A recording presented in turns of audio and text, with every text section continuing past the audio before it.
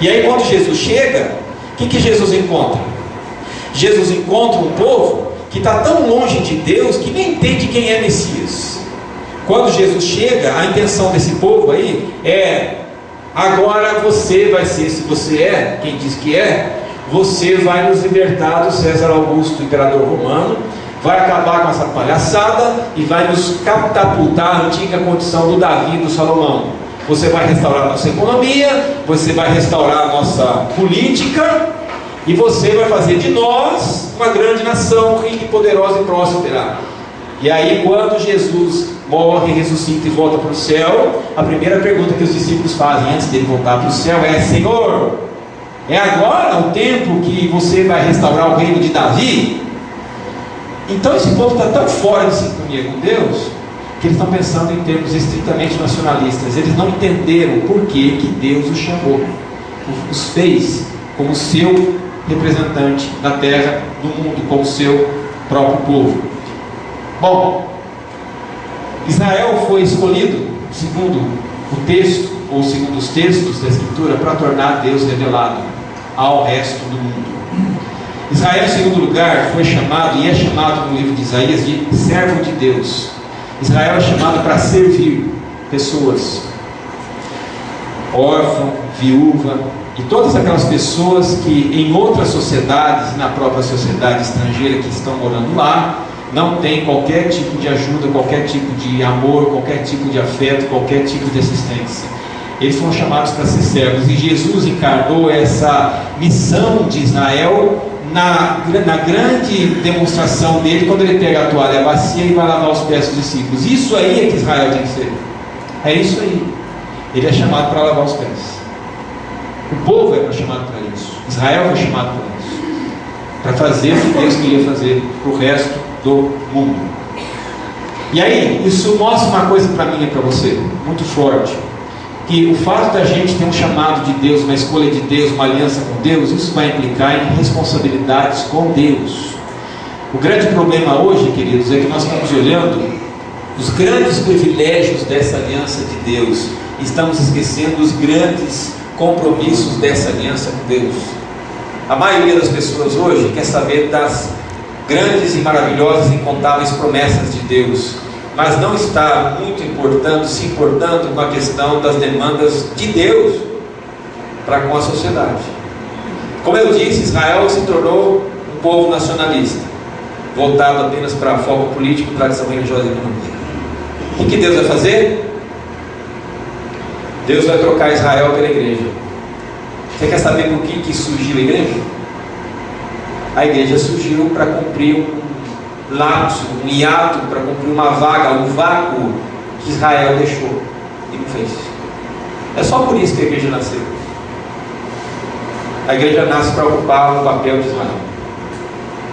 E se você abrir a Escritura, principalmente os profetas, você vai perceber vários profetas, Deus dizendo o tempo todo para as ilhas além de Israel, para as nações além do mar, que Ele quer chegar lá, que Ele quer amar esse povo, que Ele quer cuidar deles, que Ele quer salvá-los.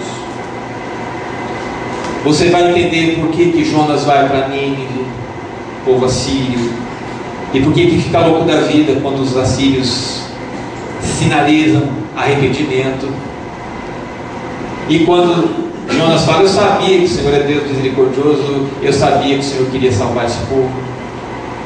Então você vai entendendo essas questões e percebendo que na Escritura inteira você vai ver essas afirmações de que Deus não pode ser retido por um grupo, por um povo, por uma nação. Ele tem que ser espalhado, ele tem que ser disseminado. E a outra coisa, que eu e você estamos aqui, e se a gente está conhecendo Deus, e se Deus nos deu a oportunidade de conhecê-lo, nós estamos aqui nesse mundo para torná-lo reconhecido entre as pessoas e para demonstrá-lo entre as pessoas. O meu trabalho, a minha família, meu convívio de amigos é só um detalhe, é só o pano de fundo. Minha missão não é ganhar dinheiro, minha missão não é cumprir meus sonhos, minha missão não é cumprir as minhas maiores inquietações do coração, o meu maior objetivo e o seu é revelar a Deus a esse mundo. Se a gente não entendeu isso, a gente não entendeu nada. Porque Paulo mostra mais tarde nas suas cartas que tudo que a gente faz para possibilitar que essas coisas maravilhosas como bondade, amor, gentileza, perdão de Deus entrem na sociedade que não conhece mais nada sobre isso, está totalmente perdida e sem direção. Agora, se você olhar o texto no começo, Deus fala para o povo de Israel, orar pela cidade, para que a cidade tenha paz. E Deus diz para eles: vocês querem ter paz na cidade? Ou vocês querem viver numa cidade de paz? Primeira coisa, você realmente ora pela cidade da Babilônia? Você quer ter prosperidade na cidade? Então entenda duas coisas. Primeiro, a paz, a sua paz, agora paz de convívio, paz civil. A sua paz depende da paz dos babilônios, ou a sua paz depende da paz da cidade. E a prosperidade, a sua prosperidade depende da prosperidade dos babilônios, ou da cidade. O que ele está dizendo? Ele está dizendo: não adianta eu apenas desejar que Rio Claro seja uma cidade de paz. Ela só vai estar, eu só vou estar em paz, se ela estiver em paz. E eu só vou prosperar aqui, se a cidade prosperar. O que ele está dizendo, em outras palavras? Não adianta mais ficar pensando aquela ideia de extrativismo.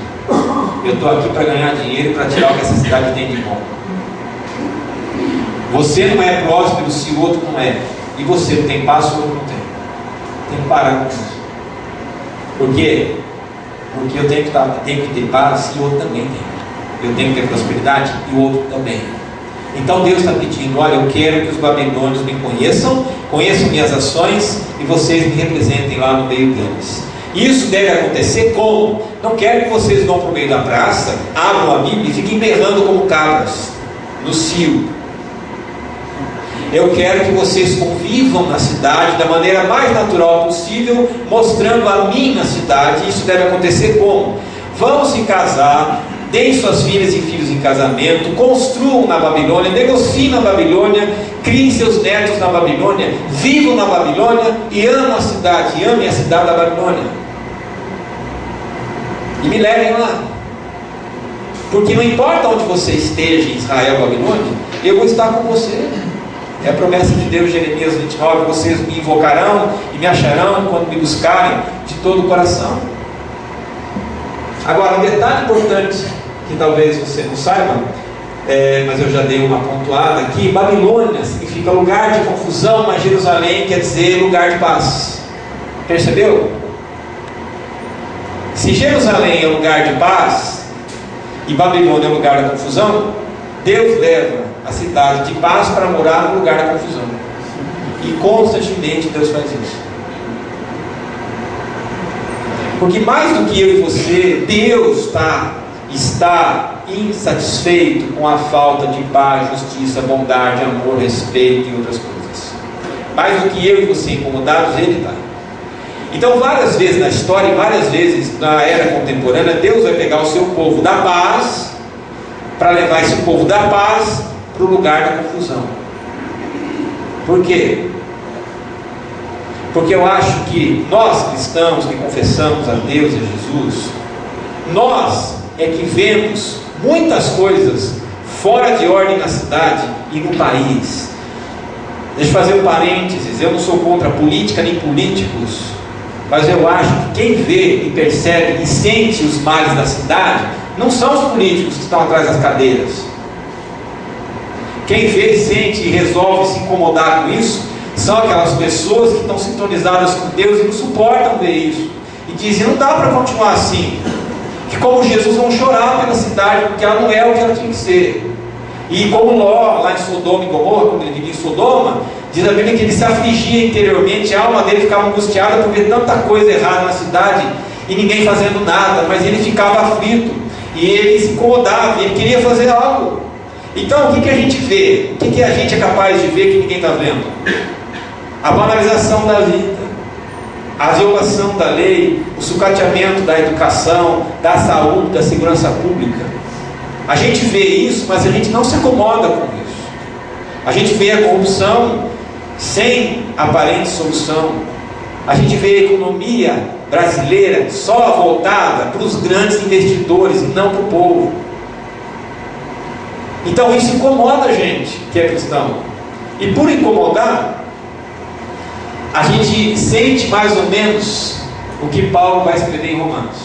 Paulo escreve em Romanos o seguinte: que nós que seguimos Jesus, diariamente somos como ovelhas levadas para o matadouro. Essa sensação de que a gente está sendo levado para um lugar complicado, empresa, cidade, etc.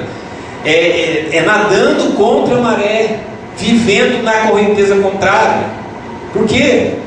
Todo dia a gente é levado como ovelha para o matadouro. Porque a gente educa os nossos filhos para o futuro, acreditando que existe futuro para eles. A gente anda contra esse fluxo. A gente foca para os filhos o valor da educação, ensina que vale a pena educar, vale a pena aprender, vale a pena estudar, vale a pena ser honesto, vale a pena honrar a palavra, ter ética, respeitar o próximo, obediência civil, obediência às leis. A gente fala para os nossos filhos que vale a pena, mas a gente sabe que a gente está lutando contra a correnteza. E a gente é mais ou menos como aquele passarinho que pega um pouquinho d'água no bico para levar para aquela floresta inteira que está incendiando, mas a gente não para, não desiste. E mesmo que seja uma coisa absurda, a gente continua fazendo. E por que a gente continua fazendo isso? A despeito de uma mudança grande. Porque a presença cristã na sociedade